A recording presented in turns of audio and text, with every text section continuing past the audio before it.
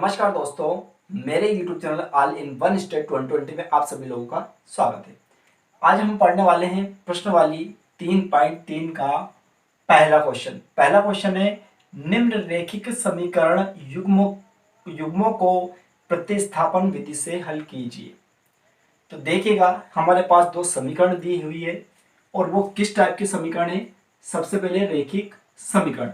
तो मैं आपको थोड़ा सा क्लियर कर दूं, बहुत सारे बच्चे के मन में डाउट होता है। किसी ने मुझसे पूछा था भी सही, सर इस समीकरण को हम रैखिक समीकरण क्यों कहते हैं। तो बिल्कुल मैं आपका जवाब दूंगा कि हम इसको रैखिक समीकरण क्यों कहते हैं और इसको और क्या क्या हम कह सकते हैं, ये भी ध्यान दीजिएगा।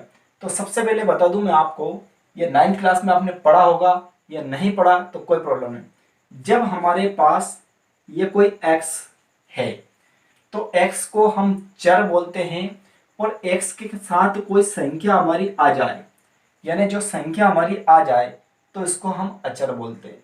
इसको तो हम चर बोलते हैं, इसको हम अचर बोलते हैं। क्लियर, पहली बात। इसके बाद यदि x के ऊपर कोई वैल्यू नहीं, कोई घात नहीं होती है, यानी जैसे कि हम x की वैल्यू मतलब x की घात 2 लगा सकते हैं या 3 या इस टाइप से कुछ भी घात नहीं होती है, तो वो हमारा रैखिक बहुपद कहलाता है। क्या कहलाता है हमारा? रैखिक बहुपद या रैखिक समीकरण भी कह सकते हैं। लेकिन समीकरण के लिए एक पद नहीं, दो पद होते हैं, तो इसलिए हम क्या कहते हैं, रैखिक बहुपद कह सकते हैं, क्योंकि इसमें घात कुछ नहीं है, मतलब एक घात। पहली कंडीशन। दूसरी कंडीशन, यहां पर आपको कितने चर दिख रहे हैं, एक या दो? एक, क्योंकि सिर्फ और सिर्फ एक्स है। लेकिन अगर मान लिया जाए आपके पास x प्लस वाई इस टाइप से आपको दिख जाए, तो आप बताइए कितने चर है? एक, ये एक, तो ये क्या होगा, द्विचर होगा। द्विचर है और दो पद है, और उसके बाद में ये भी रैखिक समीकरण है। रैखिक समीकरण क्यों है? क्योंकि अभी भी हमारे पास एक ही घात है। अब इसके बाद हम यहां पर लिख सकते हैं, मान लो 2। क्या लिखा हमने? 2। या इसको हम लिख सकते हैं x प्लस वाई माइनस 2 बराबर 0। ये हमारा समीकरण का व्यापक रूप हो चुका है। कैसे कि व्यापक समीकरण और व्यापक समीकरण ऐसे होता है ax plus b y plus c बराबर 0। तो यह हमारा व्यापक समीकरण का रूप है। इसका मतलब यहाँ पर a की वैल्यू कुछ नहीं, मतलब 1, b की वैल्यू कुछ नहीं, मतलब 1, c की वैल्यू -2, राइट। तो इस टाइप से हम इसको रैखिक समीकरण कह सकते हैं। अगर मान जाए यहां पर अगर 2 घात होती है, तब इसको हम द्विघाती समीकरण कहते हैं। द्विघाती क्यों कहते हैं? क्योंकि 2 घात है, इसलिए। अगर मान जाए यहां पर 3 घात होती है, तब इसको हम त्रिघाती समीकरण कहते हैं।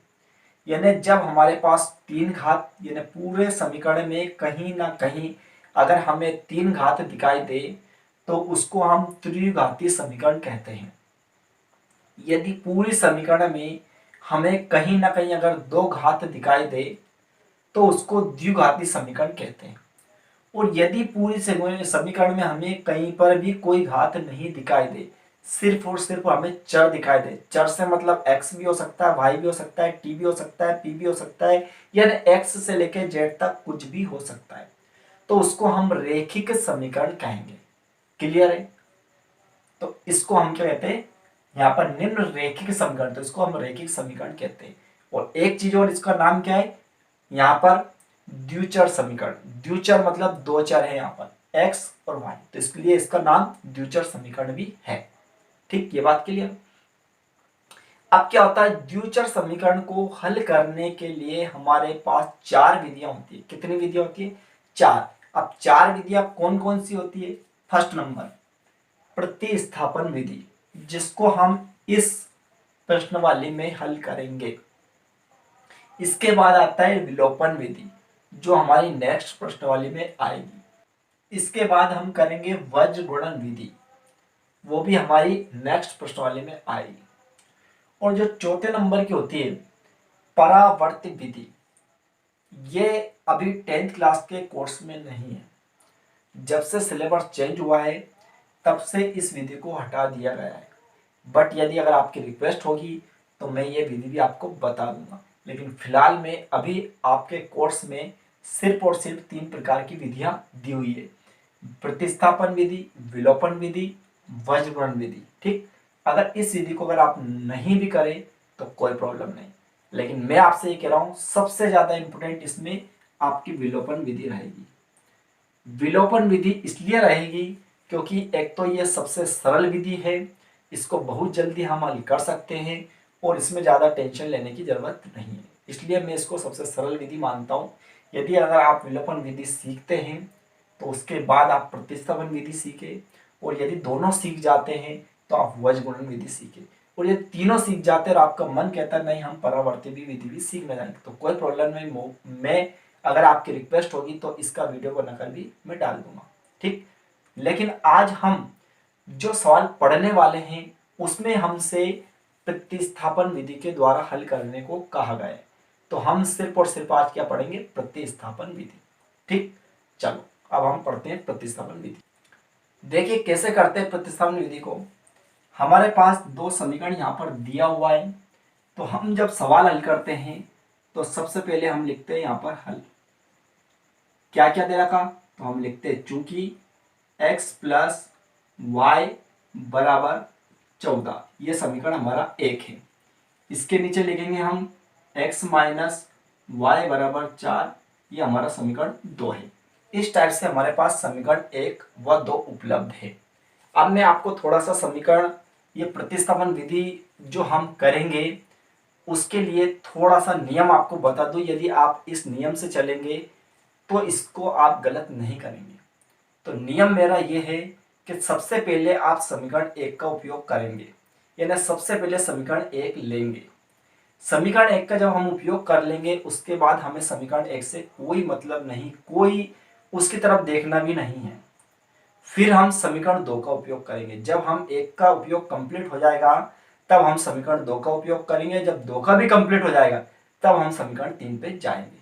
अब आप कहोगे इसमें समीकरण 3 नहीं है, तो 3 हमारे पास आएगी। कैसे आएगी, तो चलिएगा अब हम देखते हैं। तो हम सबसे पहले जो मैंने नियम बताया उसी आधार पे मैं चलूंगा और उसी आधार पे आपको बताऊंगा, तो सबसे सरल सवाल आपको ये लगेगा। तो हम यहां पर लिखते हैं सबसे पहले समीकरण 1 से। क्या लिखेंगे आप, समीकरण 1 से। इसका मतलब सबसे पहले समीकरण 1 का उपयोग करेंगे, मैंने बोला था।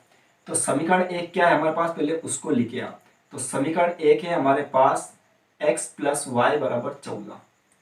अब मैं आपको इसको करने का सबसे बेस्ट तरीका बताऊंगा। यदि इस टाइप से अगर आप करेंगे तो परीक्षा में बिल्कुल भी गलती करने की संभावना पैदा नहीं होगी। देखिएगा, सबसे पहले आप क्या करें, बराबर के नीचे बराबर लगाए, 14 के नीचे 14 लिख ले, और बराबर के पहले जो आपका भाई लिख रहा है बिल्कुल सेम ऐसे ऐसे लिख ले। प्रत्येक सवाल में आप ऐसा करें। हाँ, अगर हम चाहे तो हम यहाँ पर x की वैल्यू भी निकाल सकते हैं, कोई प्रॉब्लम नहीं। लेकिन जैसे मैं बताऊंगा इस टाइप से करेंगे तो बिल्कुल आपका सवाल ये सरल आ जाएगा। अब आप क्या करेंगे, इसके आगे जो हमारा ये x का है वैल्यू, यानी x का है, तो इस x को उठाकर हम इधर लाएंगे, तो इधर लाएंगे तो ये माइनस का हो जाएगा। ठीक, देखिएगा ये x प्लस का है, इधर ले गया था ये माइनस का होगा। तो अब हमारे पास यहाँ पर y का मान क्या आया है, 14 माइनस एक्स। तो जैसे ही हमारे पास y का मान आया, इसको हम समीकरण 3 नाम दे देंगे। तो इस टाइप से हमारी समीकरण 3 प्राप्त होती है। अब मैं आपको यहाँ पर एक बात और बता दूं कि यदि बाई चांस अगर यहाँ पर 2y होता तो हम इसमें एक स्टेप और बढ़ा देते। कैसे बढ़ा देते कि 14 माइनस एक्स तो लिख ही देते, और ये जो 2 है इसको हम यहाँ पर बटे में पहुंचा देते। जब बटे में पहुंचा देते ये हमारी समीकरण 3 हो जाती। बट यहाँ पर कोई संख्या नहीं दी है, इसलिए हम इसको ही समीकरण 3 नाम दे देंगे। क्लियर है। मैंने आपसे बोला था कि समीकरण 1 का उपयोग करने के बाद हमें समीकरण 1 से कोई मतलब नहीं है। अब हम क्या करेंगे, समीकरण 2 का उपयोग करेंगे। तो आप क्या लाइन लिखेंगे यहाँ कि समीकरण 3 का मान 2 में रखने पर, तो आप यहाँ पर एक लाइन लिखेंगे कि समीकरण 3 का मान समीकरण 2 में रखने पर, इस टाइप से आप लिखेंगे। ठीक है, क्या लिखा मैंने, समीकरण 3 का मान समीकरण 2 में रखने पर आप सबसे पहले 2 उतारेंगे। 2 कौन सा समीकरण है? तो ये वाली। तो सबसे पहले आप इसको उतार देंगे तो x माइनस वाई बराबर 4, ये समीकरण 1 उतार दिया हमने। ठीक, अब आपको क्या करना है, जहां पर भी भाई दिखे उसके स्थान पर 14 माइनस एक्स लिखना है। तो देखिएगा ये एक्स लिखा है माइनस ये भाई, तो भाई के स्थान में मैं कोष्टक में लिखूंगा 14 माइनस एक्स और बराबर में ये हमारे पास 4। अब आपको क्या करना है, कोष्टक को खोल देना है। तो x माइनस ये 14, जब हम कोष्टक खोलते हैं तो चिन्ह परिवर्तित हो जाते हैं, यानी बदल जाते हैं। कैसे बदलते हैं? अगर 14 प्लस के हैं हमारे पास तो ये माइनस के हो गए, ये माइनस के थे तो प्लस के हो गए, या माइनस का अंदर गुणा हुआ है। आप जैसे सीखे वैसे सीख सकते हैं। ठीक, आप क्या करते हैं, गौर से देखिए, ये भी x है ये भी x है, ये x और ये x दोनों जुड़ जाएंगे, क्या हो जाएंगे, 2x हो जाएंगे, बराबर ये 4, ये माइनस के 14 इधर जाएंगे तो प्लस के 14 हो जाएंगे। यहाँ तक क्लियर? अब आपको करना है 2x लिखना है, बराबर लगाना है, 14 और 4 को जोड़ना है। तो क्या लिख देंगे आप, 14 4 18 होता है। फिर लिखेंगे x बराबर, पहले लाइन खींचना है और फिर 18 और बटे में 2 हो जाए, 2 से जब हम काट देंगे तो क्या जाएगा हमारा 9। इसका मतलब x का मान हमारे पास 9 प्राप्त होता है। जैसे ही हमारा x का मान 9 प्राप्त होता है, जैसे ही हमारा x का मान 9 प्राप्त होता है, तब आप क्या करेंगे, जो x का मान है उसको उठाकर आपको समीकरण 3 में रखना है। क्यों रखना है? मैंने ये बोला था कि जब समीकरण 1 का आप उपयोग कर लेंगे तब आपको समीकरण 1 से कोई मतलब नहीं, फिर आपको 2 से मतलब रखना है। जब 2 का भी आप उपयोग कर लेंगे तो उसके बाद 2 से कोई मतलब नहीं, फिर आपको 3 का उपयोग करना है। तो इस टाइप से हम जो x का मान प्राप्त होता है, इस x के मान को कहाँ रखना है, समीकरण 3 में। तो आपको यहाँ पर नीचे एक लाइन लिखना है। तो क्या लिखना है, तो आप लिखेंगे यहाँ पर, मैं थोड़ा सा इधर करता हूँ आपके लिए। x क्या लिखेंगे आप, x का मान समीकरण 3 में रखने पर, क्या लिखेंगे आप, x का मान समीकरण 3 में रखने पर। अब समीकरण 3 क्या है, तो समीकरण 3 ये थी, तो इसको उतार देंगे हम, y बराबर 14 माइनस एक्स, ये समीकरण 3 उतार दिया हमने। अब आपको क्या करना है, x के स्थान पर 9 रखना है। तो देखिएगा ये भाई लिखा बराबर ये 14 माइनस एक्स, तो x के स्थान पर हम क्या लिख देंगे, ये 9 प्राप्त हुआ था। तो y बराबर हम लिख देंगे 14 में से अगर हम 9 घटा देते हैं तो हमारे पास क्या बचता है, 5। तो ये हमारे पास y की वैल्यू आती है, यानी भाई का मान प्राप्त हो जाएगा। अब हमसे क्या पूछा गया था, ध्यान दीजिए आप, कि निम्न रैखिक समीकरण युग्मों को प्रतिस्थापन विधि से हल कीजिए। तो हमने प्रतिस्थापन विधि से हल कर दिया, लेकिन आपको आंसर लिखना है। तो आंसर कैसे लिखेंगे, तो हम लिख सकते हैं यहाँ पर, अतः x बराबर 9 व भाई बराबर 5, ये हमारा आंसर प्राप्त हो गया। क्या लिख देंगे, x बराबर 9 व भाई बराबर 5। अपन चाहे तो इसको इस टाइप से भी लिख सकते हैं, आंसर लिखने के बाद में आप चाहो तो इसको इस टाइप से भी लिख सकते हैं। कैसे, x बराबर 9 व y बराबर 5 रेखिक समीकरण, क्या लिखेंगे, जो इसमें लिखा है, रेखिक समीकरण युग्मों के हल है। x बराबर 9 व y बराबर 5 रेखिक समीकरण युग्मों के हल है, क्योंकि युग्मों को प्रतिस्थापन विधि से हल करना है। तो हल करने के बाद हमारे पास ये मान प्राप्त होता है, x बराबर 9 व y बराबर 5। तो हम लिख सकते हैं x बराबर 9 व y बराबर 5 रेखिक समीकरण युग्मों के हल है। बस ये आपका कंप्लीटली आंसर हो चुका है।